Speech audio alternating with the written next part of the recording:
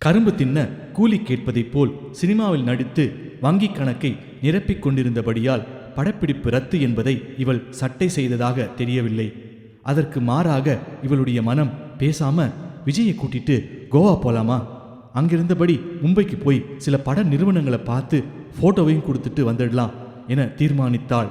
அவளுடைய அறையின் கதவு தட்டப்பட்டது. யாருன்னு பாரு சித்ரா என்றாள்.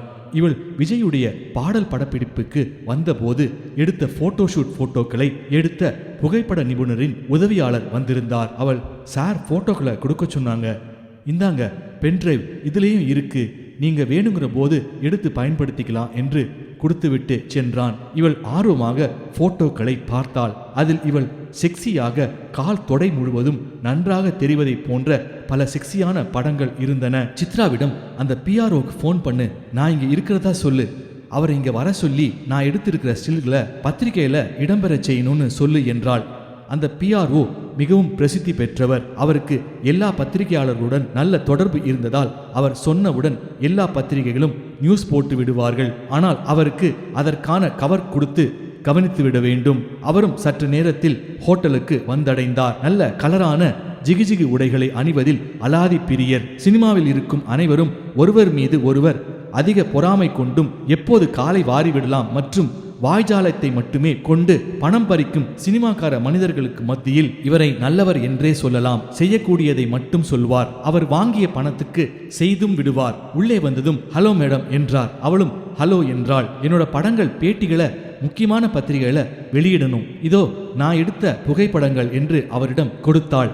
அப்புறம் அந்த பிரபலமான வார இதழில் என் புகைப்படம் வரணும் என்றதும், வர வச்சிடலாம் மேடம், அதெல்லாம் ஒரு விஷயமா, நெட் மேகசின்லையும் வர வச்சிடுறேன் என்றார். எவ்வளோ ஆகும் என்றதற்கு ஒரு 1.5 என்றார். அவ்வளவுதானே என்று காசோலையை எழுதி அவரிடம் கொடுத்தாள். அவரும் அதை வாங்கி கொண்டு அவளிடமிருந்து விடை பெற்றார். அவர் சென்றதும் உஷாராக போட்டோவெல்லாம் தூக்கி உள்ள வையே என்று சித்ராவிடம் கூறி அவளுடைய பைக்குள் போட்டோக்களை திணிக்கச் சொன்னாள். சித்ரா அறியாதவளாக ஏன் பாப்பா என்றதும் அவளை கடிந்து கொண்டு, நான் சொல்றத மட்டும் செய்ய, அதை விட்டுட்டு ஏன் எதுக்குன்னு கேட்டுட்டு இருப்ப, இன்னும் கொஞ்ச நேரத்தில் விஜய் வந்தான்னா இப்படி நான் இருக்கிற போட்டோக்களை பார்த்தான்னா தையா தக்கான்னு குதிக்க ஆரம்பிச்சிருவான் என்றாள். அதற்கு அவள், இப்போ மறைக்கலாம் பாப்பா, ஆனா பத்திரிகையில வந்ததும் பார்க்காமலா போவாரு, அப்ப என்ன பண்ணுவ என்று கேட்டதும், சித்ரா உன் அதிக பிரசங்கித்தனத்தை நிறுத்திரியா, அதை அப்ப நான் பார்த்து அவனை சமாளிச்சுக்கிறேன் என்றாள். சாயங்காலமாக விஜய் ஹோட்டலுக்கு வந்தான். அவன் அறைக்குள் வந்ததும் சித்ரா கதவை திறந்து விட்டாள். பத்மா தூங்கி கொண்டிருந்தாள். பது தூங்குறாளா என்று சித்ராவிடம் கேட்டதும் கண் விழித்து கொண்டாள். இவன் அவளை, தூங்குமா, ஒன்னும் அவசரம் இல்லை, பொறுமையா போலாம் என்றான். சித்ரா அவனை பார்த்த ஆர்வ மிகுதியில், இந்தாங்க பாயாசம், சாப்பிட்டு பாருங்க என்று விஜயிடம் கொடுத்ததும் பத்மா சித்ராவை முறைத்து பார்த்து, என்ன அவசரம், அவருக்கு அந்த பாயாசத்தை கொடுக்கணுங்கிறது எனக்கு தெரியாதா என்றதும், விஜய் விடு பது, ஏதோ பாயாசத்துல கொடுக்குறாங்க, அதுக்கு போய் ஏன் திட்டுற என்றதும் திரும்பவும் அவளை ஒரு முறை முறைத்து, அதிக பிரசங்கி, உன்னை அப்புறம் வச்சுக்கிறேன் என்றாள். பின்பு கட்டிலில் அமர்ந்திருந்தவள் எழுந்து வந்து விஜய் மடி மீது அமர்ந்து ஒரு புறமாக கட்டி கொண்டாள். பின்பு பாயாசம் நன்னா இருக்கா என்றதும், பேஷ் பேஷ், ரொம்ப நன்னா இருக்கு என்று அவளை கலாய்த்தான். நான் இதை விட சூப்பரா வைப்பேன் தெரியுமோ என்று கூறியபடியே வளையல் உடைந்து காயம் பட்டிருந்த கன்னத்தை பார்த்தாள். அக்காயத்தில் கை வைத்ததும் ஆ என்று கூச்சலிட்டான்.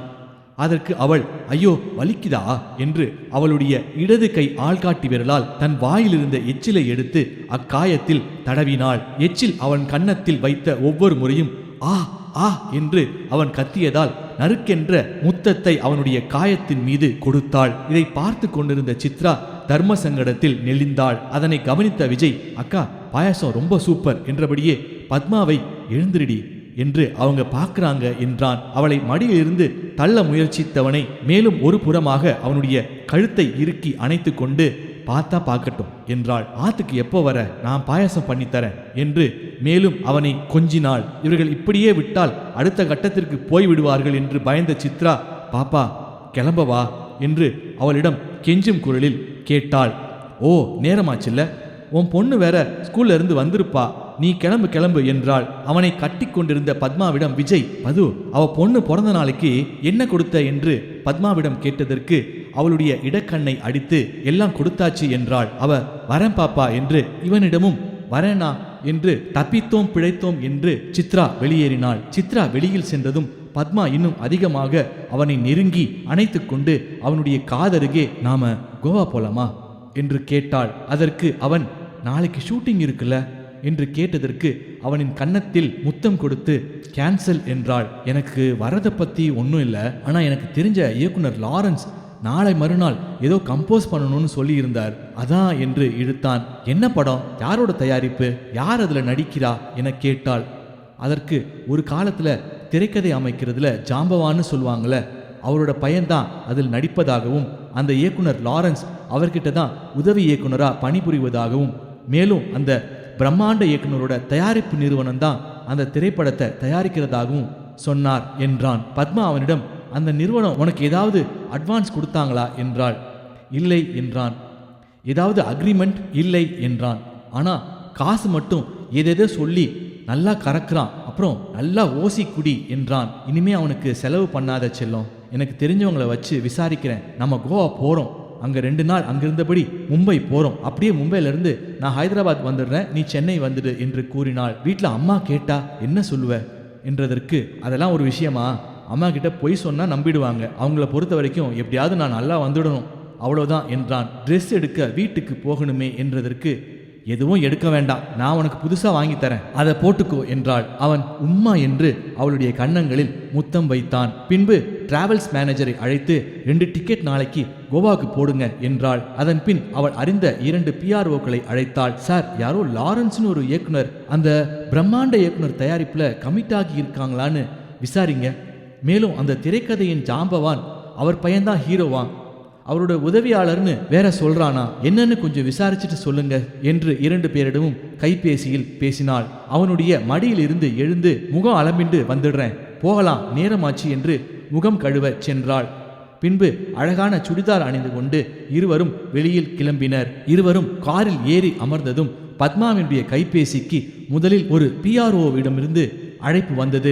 அவள் சொல்லுங்க சார் என்றாள். மேடம், பிரம்மாண்ட இயக்குனர் அவங்க இன்னும் சில வருடங்களுக்கு எந்த படத்தையும் தயாரிக்கிறதா இல்லையா, மேலும் அந்த ஜாம்பவான் இயக்குனர்கிட்டயே நேரடியா விசாரிச்சிட்டேன், அந்த லாரன்ஸ் ஏதோ 10 நாள் வேலை பார்த்தானா, அப்புறம் ஓடிட்டான் என்றார். நான் அவரிடம் உங்க பையன் வேற அவரோட பேனர்ல நடிக்க போறதா சொல்லி இருக்கான் என்றதும், ராஸ்கல் இப்போ திருட்டுத்தனமான வேலையெல்லாம் வேற செய்ய ஆரம்பிச்சிட்டானா என்றார். போனை வைத்ததும் பத்மா விஜயிடம் அவன் ஒரு ஃப்ராடு, இனிமே அவனுக்கு ரெஸ்பாண்ட் பண்ணாத என்று அறிவுறுத்தினாள். கார் குளோபஸை சென்றடைந்ததும் மற்றொரு PRO அழைத்து முன்னர் தெரிவித்த அதே தகவலை தெரிவித்தார்.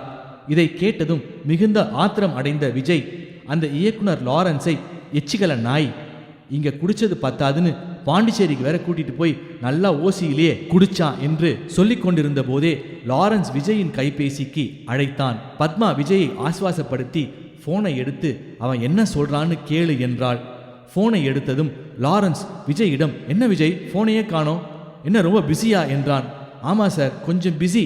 அப்புறம் எப்போ சார் நம்ம படம் ஷூட்டிங் போகிறதா உத்தேசம் என்று கேட்டதற்கு, அடுத்த மாதம் 1ஆம் தேதி தயாரிப்பாளர்கிட்ட பேசிட்டேன், அவரும் பட்ஜெட் எல்லாம் ஒரு மேட்ரே இல்லை, நீங்கள் எவ்வளோ செலவு பண்ணணுமோ செலவு பண்ணி எடுங்க அப்படின்னு சொல்லிட்டாரு என்றான். விஜய் லாரன்ஸிடம், சார் அந்த அக்ரிமெண்ட்டுன்னு ஒன்று சொல்லுவாங்கல்ல, அதெல்லாம் கையெழுத்து போட்டிங்களா என்றதற்கு, ஏன் விஜய் அது இல்லாமலா, என்ன விஜய் கிண்டல் பண்றீங்களா என்று கேட்டான். நமக்கு நாளை கழிச்சு கம்போசிங் தெரியும்ல என்றான். எந்த ஹோட்டலில் போடலாம்னு இருக்கீங்க என்று விஜயிடம் கேட்டதற்கு, நான் எங்க ஹோட்டலில் ரூம் போடணும், தயாரிப்பு நிறுவனம் தான் போடணும், அதுதானே முறை என்றான். என்ன விஜய் இது, எனக்கும் முதல் படம் உங்களுக்கும் முதல் படம், நாம் இதெல்லாம் கொஞ்சம் செஞ்சுதான் ஆகணும் விஜய் என்று பம்மினான். ஆனால் சார் எனக்கு வேலை இருக்கே, என்னால் வர முடியாது என்று கூறியதும், என்ன விஜய் எவ்வளோ பெரிய வாய்ப்பு, அதை ஏன் இப்படி கெடுத்துக்கிறீங்க, ஏன் நல்லா தானே இருந்தீங்க, என்ன ஆச்சு திடீர்னு உங்களுக்கு என்றான். சார் நீங்கள் ஒன்று செய்யுங்க, நீங்கள் கையெழுத்திட்ட அக்ரிமெண்ட் பேப்பரை எடுத்துட்டு வாங்க, நான் பார்க்கணும் என்றவுடன், அதெல்லாம் உங்ககிட்ட நான் காட்டணும்னு அவசியம் இல்லை விஜய், எனக்கு உங்களை விட்டா 1000 மியூசிக் டைரக்டர், என்ன புரிஞ்சுதா என்றான். விஜய் தொடர்ந்து, ஏன் அக்ரிமெண்ட் இல்லையா சார் காமிக்கிறதுக்கு என்று கிண்டல் அடிக்கும் துணியில் கேட்டான். லாரன்ஸ் பக்கென்று, என்ன விஜய் சொல்றீங்க, ஒன்றும் புரியல என்றவுடன் விஜய் கோபமாக, இந்த மாதிரி ஈனப்பொழப்பு பொழைக்கிறதுக்கு தூக்கு மாட்டிட்டு சாகலாம் என்றதும், விஜய் என்று லாரன்ஸ் கெஞ்சினான். அப்படி என்னடா ஓசி குடி கேக்குது, இதுக்கு நீ பீயா அள்ளி தின்னுடா பண்ணி என்று கைபேசியை துண்டித்தான். பத்மா விஜயை ஆசுவாசப்படுத்தி உள்ளே போகலாம் என்று அவனுடைய கையை பிடித்து இழுத்துச் சென்றாள். உள்ளே சென்றதும் அவனுக்கு பல சட்டை ஜீன்ஸ் வாங்கி கொடுத்தாள். இவன் 2 போதும் என்று சொன்னபோது இல்ல என்று பார்ப்பதெல்லாம் கூடையில் அள்ளி போட்டாள். அங்கு கடைக்குள் இருந்தவர்கள் அது நடிகை பத்மா தானே என முணுமுணுத்தனர். அது எவற்றையும் கண்டுகொள்ளாதவளாய் விஜயின் முதுகுப்புறத்தை திருப்பச் சொல்லி சட்டையின் அளவு பார்ப்பதை பலரும் கவனித்தனர். சரி சீக்கிரம் எல்லாம் பார்க்கறா, பில் போடு கிளம்பலாம் என்று விஜயிடம் சொன்னதும், நீ இவ்வளோ வாங்கி கொடுக்குற, உனக்கு நான் ஒரு புடவை பார்த்து வச்சிருக்கேன், அதுக்கு நான் தான் பணம் கொடுப்பேன் என்றதும், ஐயோ என்கிட்ட புடவையா நிறைய இருக்கே என்று இழுத்தாள். எனக்காக என்றதும், வாங்கி தொலை என்றாள். விஜய் அவள் காதருகே, புடவை கூட உனக்கு அதுவும் வாங்கித்தரேனே என்றதற்கு கொன்னுடுவேன் என்றாள். ஐயோ ப்ளீஸ் பது என்றதும், சொன்னா கேட்க மாட்டேன் என்றாள். உன் இடுப்பு மற்றும் மார்பு சைஸ் என்ன என்றதற்கு 28-36 என்றாள். விஜய் அவளுக்காக செக்ஸியாக பார்த்து வைத்திருந்த பிக்கினி செட்டையும் எடுத்துக்கொண்டு பில் செய்தான். பில் போட்டு கொண்டிருந்த விஜயை சற்று தூரமாக பார்த்து ரசித்து கொண்டிருந்த பத்மா, விஜய் பத்மாவை பார்த்ததும், ரூமுக்கு வா வச்சுக்கிறேன் என்று கஞ்சாடை காட்டினாள். பில் செய்து முடித்த பிறகு இருவரும் காரை எடுத்துக்கொண்டு அவன் வெகு நாளாக உறுப்பினராக இருந்த கிளப்புக்கு சென்றனர். இவனுடன் பத்மா வருவதை பார்த்து அங்கிருந்த பலர் ஆச்சரியம் கொண்டனர். விஜய் இருவருக்கும் உணவு ஆர்டர் செய்தான். விஜய் பத்மாவிடம், சாப்பிட்டுட்டு உன்னை ஹோட்டல்ல விட்டுடுறேன், நாளைக்கு காலையில நேரா கோவா போறதுக்கு ஏர்போர்ட்டுக்கு நேரா வந்துடுறேன் என்று சொன்னதும், வேண்டாம், காலை 7 மணி ஃப்ளைட்டு, நீ தூங்கினாலும் தூங்கிடுவ, நாம ஒன்னாவே போயிடலாம், நீ காரை வீட்டில் விட்டுட்டு வந்துடு என்றாள். சற்று நேரத்தில் இருவரும் சாப்பிட்டு முடித்ததும் பத்மாவை ஹோட்டலுக்குள் இறக்கிவிட்டு வாங்கிய ட்ரெஸ்களையும் அறைக்குள் வைத்துவிட்டு காரை வீட்டில் விட்டுட்டு சீக்கிரம் வந்துடுறேன் பது என்றதும், பத்மா அவனிடம் வந்து பெல் அடிக்காத, வந்ததும் என்னோட கைபேசிக்கு அழ, நான் திறக்கிறேன் என்றாள். செல்லம், வரும்போது பொக்கிஷமும் வாங்கிட்டு வந்துடுவா என்று விஜய் கேட்டதற்கு, வாங்கி தொலை என்று அவனை ரூமில் இருந்து வெளியே போயிட்டு சீக்கிரம் வர வழியை பார் என்று தள்ளிவிட்டாள். வீட்டிற்கு சென்று காரை நிறுத்திவிட்டு அவன் அம்மாவிடம், 1 வாரம் கழிச்சு தான் வருவேன், ஏதோ இயக்குனர் கூப்பிட்டார், கம்போசிங் வேலையா போறேன், எப்போ வரேன்னு ஃபோன்ல சொல்றேன் என்று வேக வேகமாக கிளம்பினான். வெளியே வந்ததும் ஒரு மெடிக்கல் ஷாப்பில் பொக்கிஷத்தை கேட்டு வாங்கி கொண்டு ஒரு ஆட்டோவை பிடித்து ஹோட்டலை அடைந்தான். பத்மா இப்போது விஜய் வருவதற்கு தயாராக அவன் வாங்கி கொடுத்த கருப்பு பிக்னியையும் பிராவையும் அணிந்து கொண்டு காதுகளில் மிகப்பெரிய தொங்கட்டாக்களை போட்டுக்கொண்டு மூக்கிலும் ஒரு பெரிய வளையத்தை மாட்டிக்கொண்டாள். தனது உதட்டில் நல்ல சிவப்பு நிற சாயம் நிறைந்த லிப்ஸ்டிக்கை போட்டுக்கொண்டாள். கால்களில் நடந்தால் லேசாக சலக் சலக் என்று கேட்கின்ற கொலுசையும் இடுப்பில் லேசான ஒரு ஒட்டியானத்தை மாட்டிக்கொண்டாள். அவள் கைகளில் நிறைய கண்ணாடி வளையல்களை எடுத்து மாட்டிக்கொண்டாள். அவளுடைய முகத்தில் லேசாக மஸ்காரா போட்டுக்கொண்டு கண்களில் கருநிற மையை தீட்டிக்கொண்டாள். இப்போது கண்ணாடி முன்னால் நின்று கொண்டு எல்லாம் சரியாக இருக்கிறதா, கவர்ச்சியாக இருக்கிறோமா என்று பார்த்தாள். இதன் தொடர்ச்சி அடுத்த பதிவில். இந்த பதிவை கேட்கும் வாசகர்கள் நீங்கள் கேட்பதோடு மட்டும் அல்லாமல் இதனை உங்கள் நண்பர்களுக்கும் அறிந்தவர்கள் வட்டத்திற்கும் பகிருமாறு தாழ்மையுடன் கேட்டுக்கொள்கிறேன். இந்த வீடியோ பிடிச்சிருந்தா லைக் பண்ணுங்க, ஷேர் பண்ணுங்க, கமெண்ட் பண்ணுங்க. அதே போல சப்ஸ்கிரைப் பண்ணாதவங்க சப்ஸ்கிரைப் பண்ணிக்கோங்க. அப்பதான் தொடர்ச்சியா நம்ம போடக்கூடிய எல்லா வீடியோஸும் வரும். அடுத்த பதிவில் சந்திப்போம். நன்றி, வணக்கம்.